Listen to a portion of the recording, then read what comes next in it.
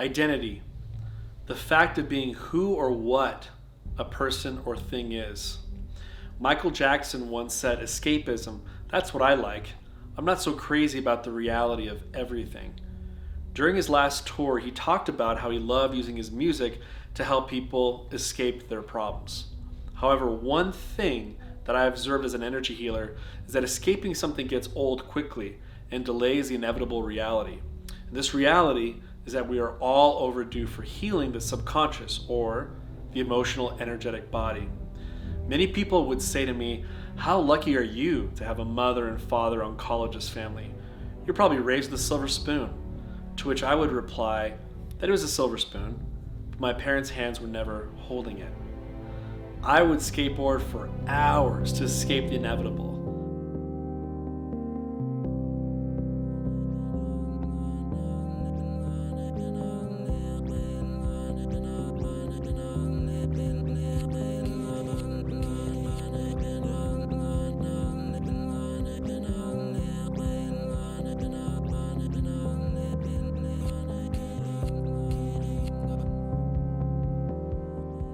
I would be escaping the loneliness and quietness of the home. However, post-hypnotic suggestions, despair anchors, and emotional reverberations would start showing up. I didn't know what to call my intrusive thoughts. As Chester Bennington from Lincoln Park once said, you don't want to leave me in a room alone. The space between my ears is a very dangerous place. Wait, what did you say? What's a post-hypnotic suggestion? What's a despair anchor? An emotional reverberation?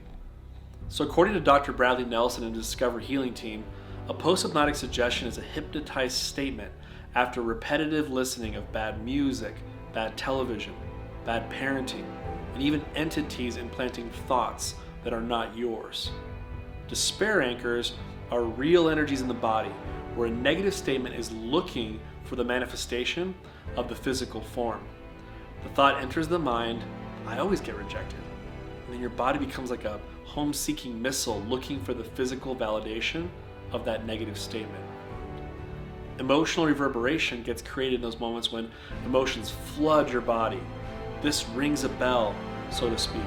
This bell doesn't just ring once, however. It has leftover resonance that keeps going on and on. You can easily feel those energies because the resonance is alive and well even after the event has passed. These are all terms I've studied and grown to love.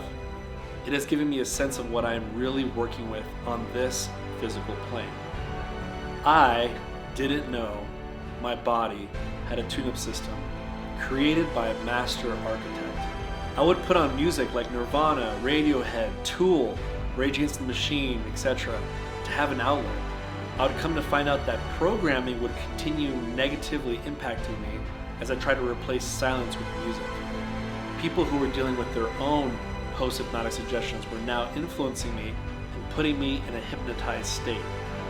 My identity became buried in layers of negative programming that came from television, parents, and the music I resorted to. My personal belief? The programming came from earlier on, even before I was born. The first thing you should know about programming that I wish I knew earlier on is that we can acquire some more knowledge through muscle testing. So in the early 1900s, Boston orthopedic surgeon R.W. Lovett first developed the science of manual muscle testing. He used muscle testing to analyze disabilities resulting from polio and nerve damage. He applied muscle testing to trace spinal nerve damage because muscles that tested weak often had a common spinal nerve. This consists of pushing down on someone's arm gently near the wrist to find out what tests strong and what tests weak. Chiropractors use this body technology to find out what misalignments are present in their patients.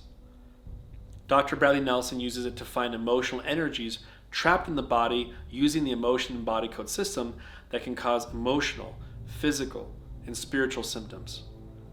Here's where it gets real interesting.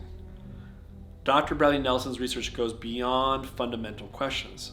He found out with clients that you can muscle test people about what they were doing before they came to Earth.